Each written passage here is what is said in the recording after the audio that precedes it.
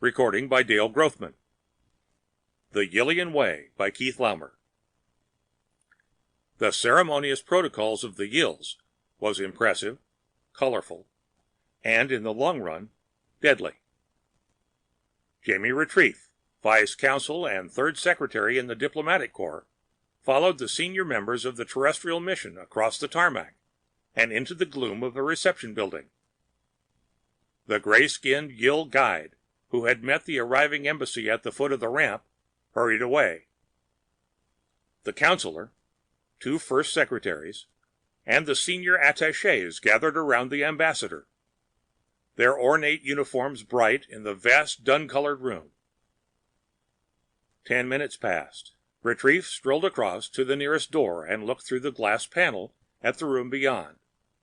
Several dozen Yill lounged in deep couches, sipping lavender drinks from slender glass tubes. Black tunic servants moved about inconspicuously, offering trays. A party of brightly dressed Yill moved toward the entrance doors. One of the party, a tall male, made to step before another who raised a hand languidly, fist clenched. The first Yill stepped back and placed his hands on the top of his head. Both Yill were smiling and chatting as they passed through the doors. Retrief turned away to rejoin the terrestrial delegation, waiting beside a mound of crates made of rough greenish wood stacked on the bare concrete floor. As Retrief came up, Ambassador Spradley glanced at his finger watch and spoke to the man beside him. "Ben, are you quite certain our arrival time was made clear?" Second Secretary Magnan nodded emphatically. "I stressed the point, Mr. Ambassador. I communicated with Mr. T'Chai just before the lighter broke orbit, and I specifically—" "I hope you didn't appear truculent, Mr. Magnan," the ambassador said sharply.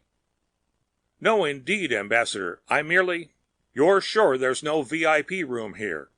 The ambassador glanced around the cavernous room. "Curious that not even chairs have been provided." "If you'd care to sit on one of these crates—" "Certainly not."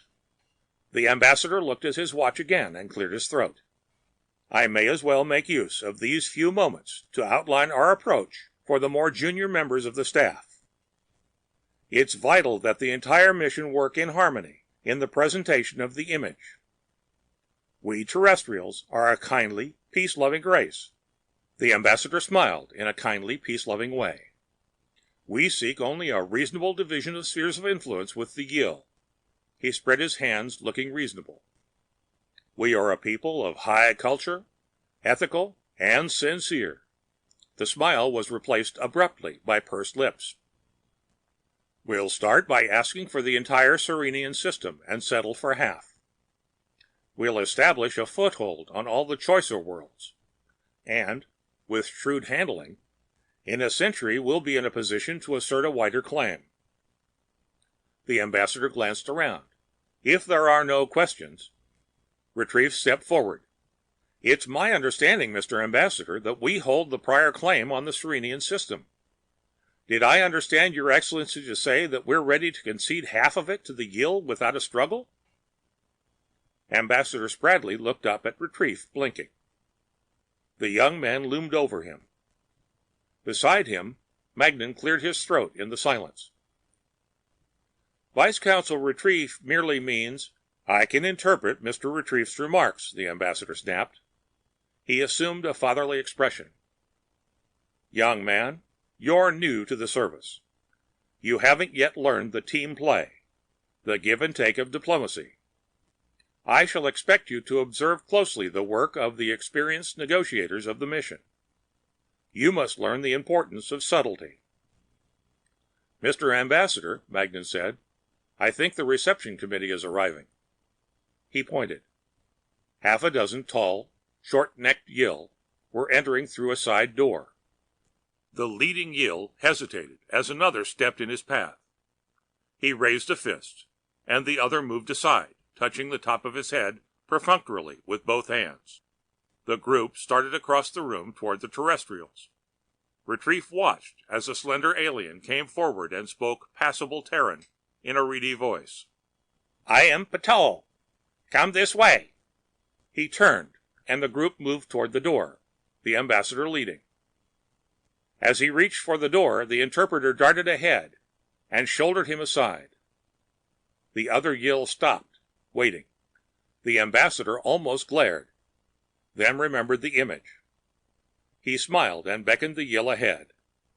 They milled uncertainly, muttering in the native tongue, then passed through the door. The Terran party followed. "Give a great deal to know what they're saying," Retief overheard as he came up. "Our interpreter has forged to the van," the ambassador said. "I can only assume he'll appear when needed." "A pity we have to rely on a native interpreter," someone said. "Had I known we'd meet this rather uncouth reception," the ambassador said stiffly, "I would have audited the language personally, of course, during the voyage out. Oh, no criticism intended, of course, Mr. Ambassador." "Heavens," Magnan put in. "Who would have thought?" Retief moved up behind the ambassador. "Mr. Ambassador," he said, "I—" "Later, young man," the ambassador snapped. He beckoned to the first counselor, and the two moved off, heads together. Outside, a bluish sun gleamed in the dark sky. Retief watched his breath form a frosty cloud in the chill air. A broad, donut-wheeled vehicle was drawn up to the platform. The Yill gestured the Terran party to the gaping door in the rear, then stood back, waiting. Retief looked curiously at the gray-painted van. The legend written on the side in alien symbols seemed to read, "Eggnog." The ambassador entered the vehicle, the other terrestrials following. It was as bare of seats as the terminal building. What appeared to be a defunct electronic chassis lay in the center of the floor. Retief glanced back. The Yill were talking excitedly. None of them entered the car. The door was closed, and the Terrans braced themselves under the low roof as the engine started up with a whine of worn turbos. The van moved off. It was an uncomfortable ride. Retief put out an arm as the vehicle rounded a corner, just catching the ambassador as he staggered, off balance. The ambassador glared at him, settled his heavy tri-cornered hat, and stood stiffly until the car lurched again. Retief stooped, attempting to see out through the single dusty window. They seemed to be in a wide street, lined with low buildings. They passed through a massive gate, up a ramp, and stopped. The door opened. Retief looked out at a blank gray facade, broken by tiny windows at irregular intervals. A scarlet vehicle was drawn up ahead. The Yill reception committee emerged from it. Through its wide windows, Retief saw rich upholstery and caught a glimpse of glasses clamped to a tiny bar. Patoy, the Yill interpreter, came forward, gesturing to a small door. Magnan opened it, waiting for the ambassador. As he stepped to it, the Yill thrust himself ahead and hesitated. Ambassador Spradley drew himself up, glaring. Then he twisted his mouth into a frozen smile and stepped inside. The Yill looked at each other, then filed through the door. Retief was the last to enter. As he stepped inside, a black-clad servant slipped past him, pulled the lid from a large box by the door, and dropped a paper tray heaped with refuse. There were alien symbols in the flaked paint on the box. They seemed, Retief noted, to spell eggnog. 2. The shrill pipes and whining reeds had been warming up for an hour when Retief emerged from his cubicle and descended the stairs to the banquet hall. Standing by the open doors, he lit a slender cigar and watched through narrowed eyes as the obsequious servants in black flitted along the low, wide corridor, carrying laden trays into the boardroom, arranging settings on the great four-sided table, forming a hollow square that almost filled the room. Rich brocades were spread across the center of the side nearest the door, flanked by heavily decorated white cloths. Beyond, plain white extended to the far side, where metal dishes were arranged on the bare tabletop. A richly dressed Yill approached, stepped aside to allow a servant to pass, and entered the room. Retief turned at the sound of Terran voices behind him. The ambassador came up, trailed by 2 diplomats. He glanced at Retrief, adjusted his ruff, and looked into the banquet hall. "Apparently we're to be kept waiting again," he muttered. After having been informed at the onset that the Yill had no intention of yielding an inch, one almost wonders. "Mr. Ambassador," Retrief said, "have you noticed—" "However," Ambassador Spradley said, eyeing Retrief, "a seasoned diplomat must take these little snubs in stride. In the end— Ah, there, Magnan!" He turned away, talking. Somewhere a gong clanged. In a moment the corridor was filled with chattering Yill, who moved past the group of Terrestrials into the banquet hall. P'Toi, the Yill interpreter, came up and raised a hand. "Wait here." More Yill filed into the dining room to take their places. A pair of helmeted guards approached, waving the Terrestrials back. An immense gray-jowled Yill waddled to the door and passed through, followed by more guards. "The Chief of State," Retreat heard Magnan say, "the Admirable Ka." "I have yet to present my credentials," Ambassador Spradley said. "One expects some latitude in the observance of protocol, but I confess—" He wagged his head. The Yill interpreter spoke up. "You now will lie on your intestines and creep to festive board there." He pointed across the room. "Intestines?" Ambassador Spradley looked about wildly.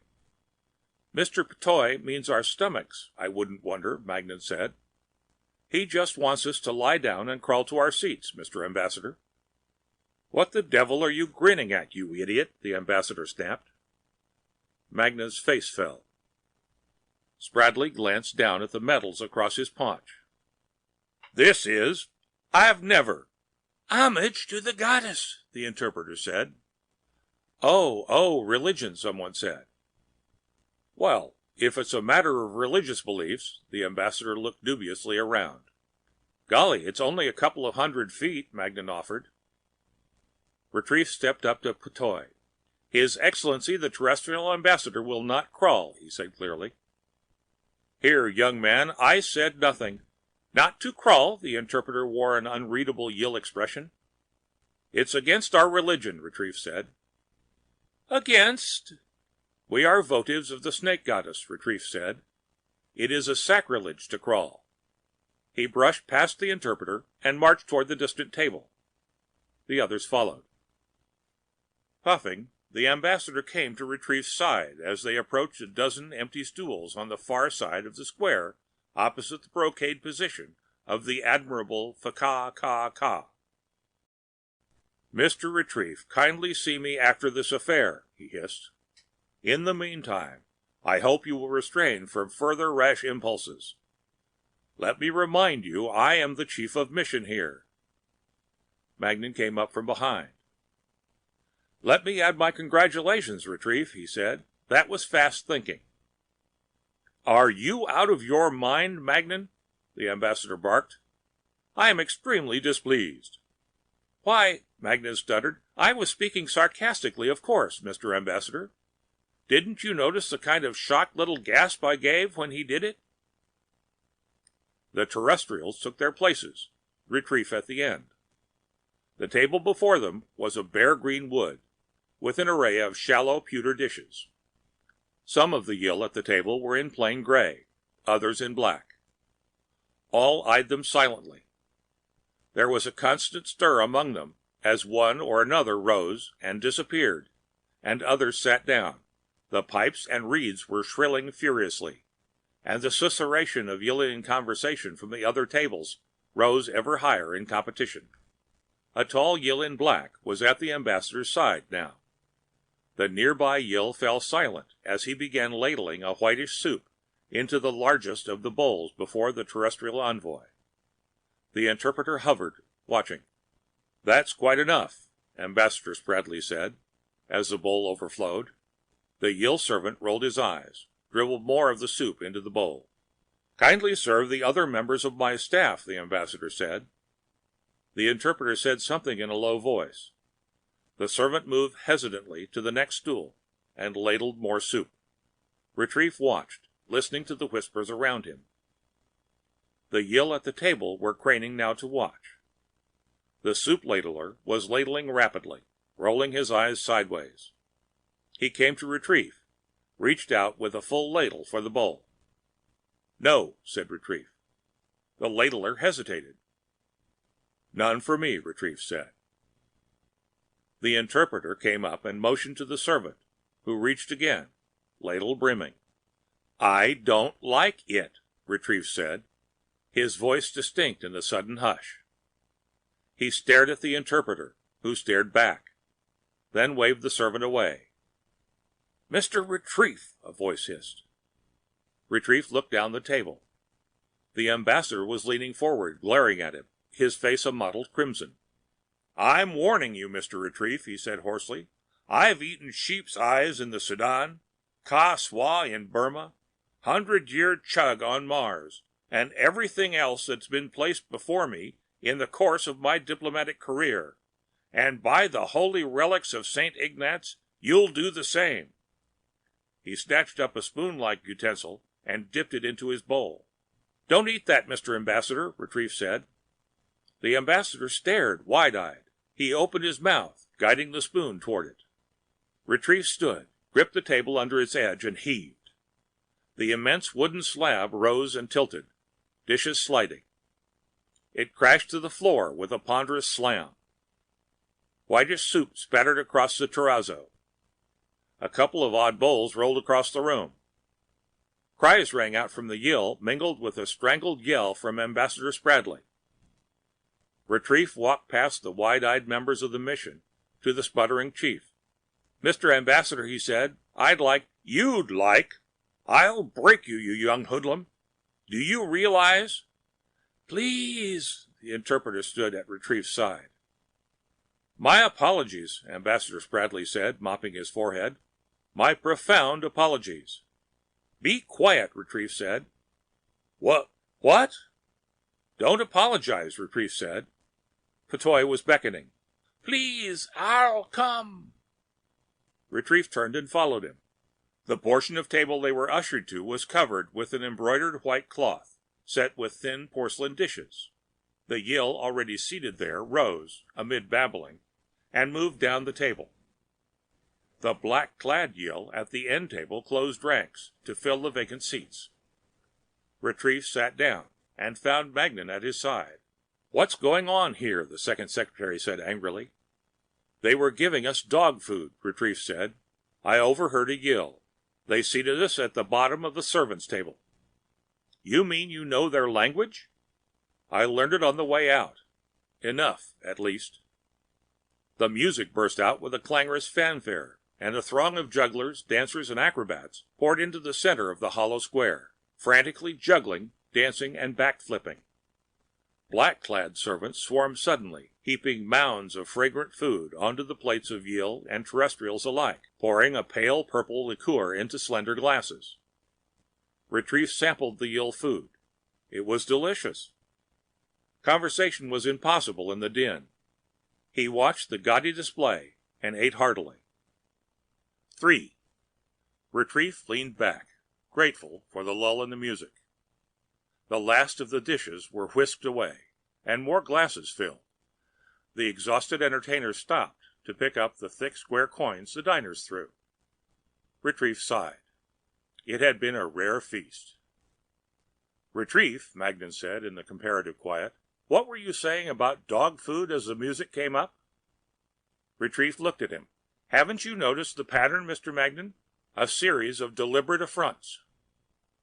"Deliberate affronts? Just a minute, Retrieve. They're uncouth, yes, crowding into doorways and that sort of thing." He looked at Retrieve uncertainly.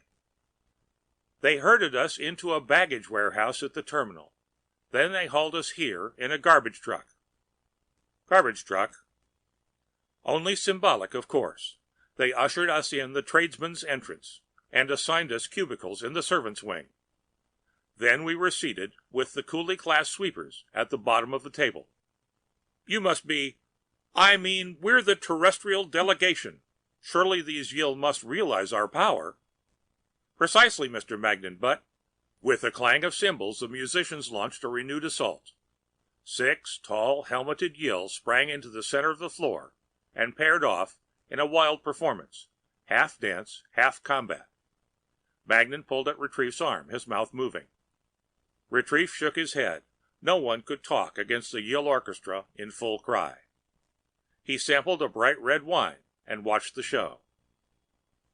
There was a flurry of action, and 2 of the dancers stumbled and collapsed, their partner opponents whirling away to pair off again, describe the elaborate pre-combat ritual, and abruptly set to, dull sabers clashing.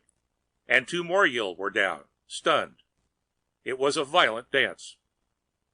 Retrief watched, the drink forgotten. The last 2 Yill approached and retreated, whirled, bobbed and spun, feigned and postured, and on the instant clashed, straining chest to chest, then broke apart, heavy weapons chopping, parrying, as the music mounted to a frenzy. Evenly matched, the 2 hacked, thrust, blow for blow, across the floor, then back, defense forgotten, slugging it out. And then one was slipping, going down, helmet awry. The other, a giant muscular Yill, spun away, whirled in a mad skirl of pipes as coins showered, then froze before a gaudy table, raised the saber, and slammed it down with a resounding blow across the gay cloth before a lace and bow bedecked Yill, in the same instant that the music stopped. In utter silence, the dancer-fighters stared across the table at the seated Yill. With a shout, the Yill leapt up, raised a clenched fist. The dancer bowed his head and spread his hands on his helmet. Retrief took a deep gulp of the pale yellow liqueur and leaned forward to watch. The beribboned Yill waved a hand negligently, spilled a handful of coins across the table, and sat down. The challenger spun away in a screeching shrill of music. Retrief caught his eye for an instant as he passed. Then the dancer stood rigid before the brocade table, and the music stopped off short as the saber slammed down before a heavy Yill in ornate metal coils. The challenged Yill rose and raised a fist. The other ducked his head, put his hands on his helmet. The coins rolled. The dancer moved on. Twice more the dancer struck the table in ritualistic challenge, exchanged gestures, bent his neck and passed on. He circled the broad floor, saber twirling, arms darting in an intricate symbolism. The orchestra blared shrilly, unmuffled now by the surf roar of conversation. The Yill, Retrief noticed suddenly, were sitting silent, watching. The dancer was closer now, and then he was before Retrief, poised, towering, saber above his head. The music cut, and in the startling instantaneous silence, the heavy saber whipped over and down with an explosive concussion that set the dishes dancing on the tabletop. The Yill's eyes held on Retrief's. In the silence, Magnan tittered drunkenly. Retrief pushed back his stool. "Steady, my boy," Ambassador Spradling called. Retrief stood. The Yill topped his 6'3" by an inch. In a motion almost too quick to follow, Retrief reached for the saber, twitched it from the Yill's grip, swung it in a whistling cut. The Yill ducked, sprang back, snatched up a saber dropped by another dancer. "Someone stop that madman!" Spradley howled. Retrief leapt across the table, sending fragile dishes spinning. The other danced back, and only then did the orchestra spring to life with a screech and a mad tattoo of high-pitched drums. Making no attempt to follow the weaving pattern of the Yill bolero, Retrief pressed the other, fending off vicious cuts with the blunt weapon, chopping back relentlessly. Left hand on hip, Retrief matched blow for blow, driving the other back. Abruptly, the Yill abandoned the double roll. Dancing forgotten, he settled down in earnest, cutting, thrusting, parrying. And now the 2 stood toe to toe, sabers clashing in a lightning exchange. The Yill gave a step, 2, then rallied, drove Retrief back, and the Yill stumbled, his saber clattered, and Retrief dropped his point as the other wavered past him and crashed to the floor. The orchestra fell silent in a descending wail of reeds. Retrief drew a deep breath and wiped his forehead.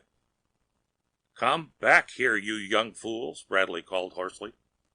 Retrief hefted the saber, turned, eyed the brocade-draped table. He started across the floor. The Yill sat as if paralyzed. "Retrief, no!" Spradley yelled.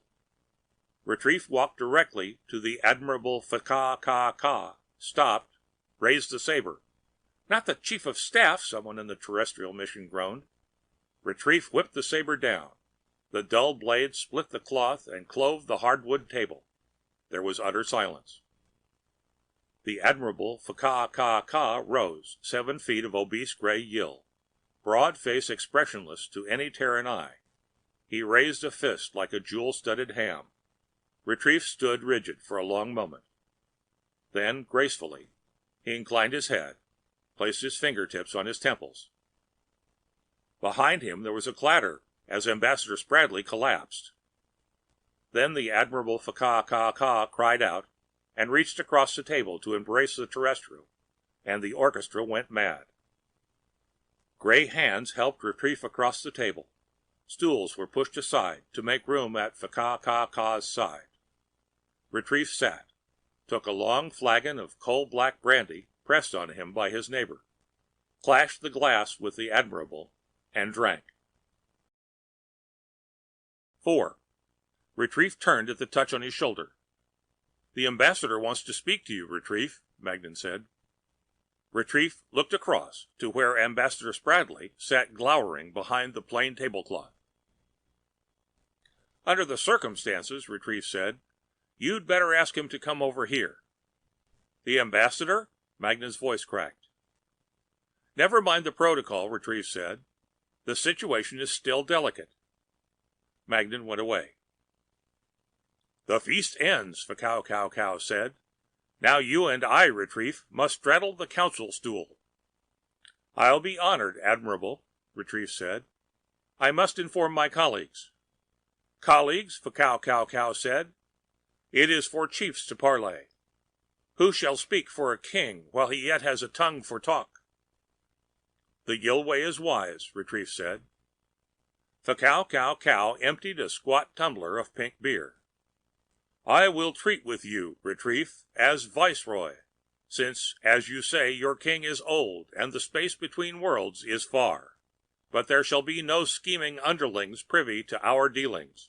He grinned a Yill grin. "Afterwards we shall carouse, Retrief. The council stool is hard and the waiting handmaidens delectable. This makes for quick agreement." Retrief smiled. "The king is wise." "Of course, a being prefers wenches of his own kind," Fa-ka-ka-ka said. He belched. "The Minister of Culture has imported several excuse me, Retrief, terrestrial joy girls, said to be top-notch specimens. At least they have very fat whatchamacallits." "The king is most considerate," Retrief said. "Let us to it then, Retrief. I may hazard a fling with one of your Terries myself. I fancy an occasional perversion." Fa-ka-ka-ka dug an elbow into Retrief's side and bellowed with laughter. Ambassador Spradley hurried to intercept Retrief as he crossed to the door at Fa-ka-ka-ka's side. "Retrief, kindly excuse yourself. I wish a word with you." His voice was icy. Magnan stood behind him, goggling. "Mr. Ambassador, forgive my apparent rudeness," Retrief said. "I don't have time to explain now." "Rudeness?" Spradley barked. "Don't have time, eh? Let me tell you." "Lower your voice, Mr. Ambassador," Retrief said. Spradley quivered, mouth open, speechless. "If you'll sit down and wait quietly," Retrief said, "I think—" "You think," Spradley spluttered. "Silence," Retrief said. Spradley looked up at Retrief's face. He stared for a moment into Retrief's gray eyes, closed his mouth, and swallowed. "The Yill seem to have gotten the impression I'm in charge," Retrief said. "We'll have to keep it up." But, Spradley stuttered. Then he straightened. "This is the last straw," he whispered hoarsely. "I am the Terrestrial Ambassador Extraordinary and Minister Plentemporary. Magnan has told me that we have been studiedly insulted, repeatedly, since the moment of our arrival, kept waiting in the baggage rooms, transported in refuse lorries, herded about with servants, offered swill at table. Now I and my senior staff are left cooling our heels, without even so much as an audience, while this multiple cow person hobnobs with... Spradley's voice broke. I may have been a trifle hasty, Retrief, in attempting to restrain you. Blaspheming the native gods and dumping the banquet table are rather extreme measures, but your resentment was perhaps partially justified. I am prepared to be lenient with you. He fixed a choleric eye on Retrief. I am walking out of this meeting, Mr. Retrief. I'll have no more of these deliberate personal... That's enough, Retrief snapped. You're keeping the king waiting. Get back to your chair and sit there until I come back. Magnan found his voice. What are you going to do, Retrief? I'm going to handle the negotiation, Retrief said. He handed Magnan his empty glass.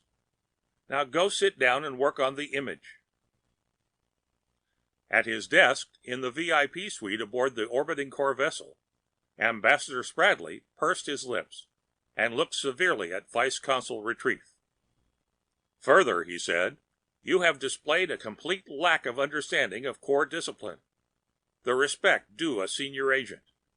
Even the basic courtesies, your aggravated displays of temper, ill-timed outbursts of violence, and almost incredible arrogance in the assumption of authority make your further retention as an officer agent of the diplomatic corps impossible.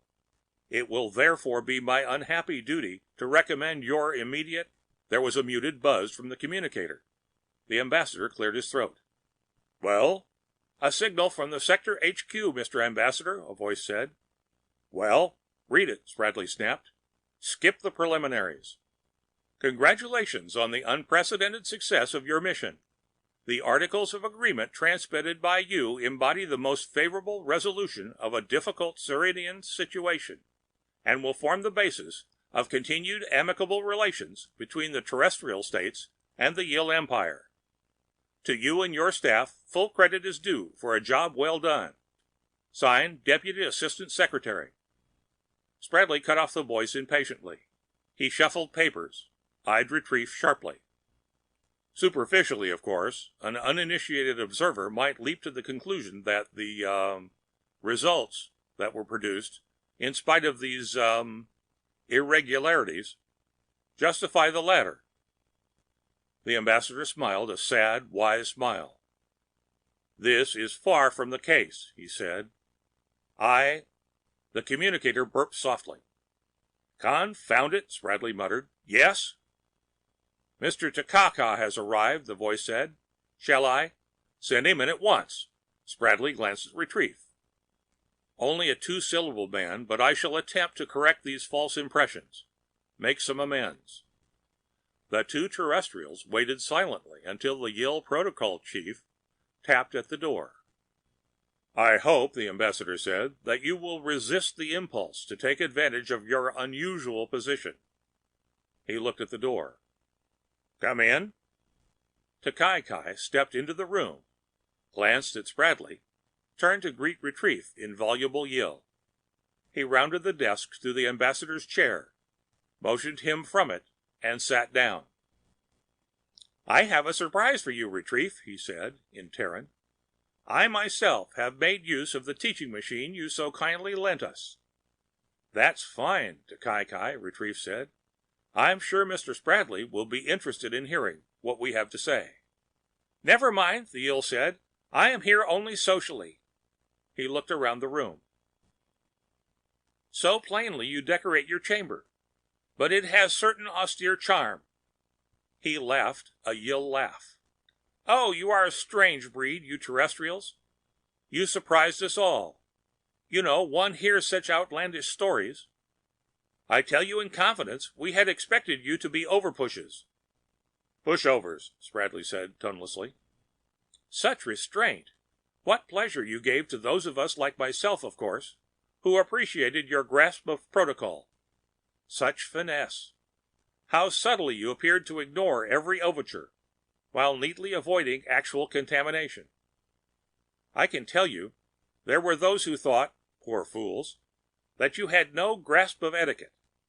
How gratified we were, we professionals, who would appreciate your virtuosity, when you placed matters on a comfortable basis by spurning the cat's meal. It was sheer pleasure then, waiting to see what form your compliment would take. The Yill offered orange cigars, stuffed one in his nostril. I confess that I had not hoped that you would honor our admirable so signally. Oh, it is a pleasure to deal with fellow professionals who understand the meaning of protocol. Ambassador Spradley made a choking sound. This fellow has caught a chill, Kai said. He eyed Spradley dubiously. Step back, my man. I am highly susceptible. There is one bit of business I shall take pleasure in attending to, my dear Retrieve, Kai went on. He drew a large paper out of his reticule. The Admirable has determined that none other than yourself shall be accredited here. I have here my government's executor confirming you as the Terrestrial Consul General to Yill. We shall look forward to your prompt return. Retrieve looked at Spradley. I'm sure the Corps will agree, he said. Then I shall be going, Kai said. He stood up. Hurry back to us, Retrieve. There is much I would like to show you of Yill. I'll hurry back, Retrieve said, and, with a Yill wink, together we shall see many high and splendid things. End of The Yillian Way by Keith Laumer.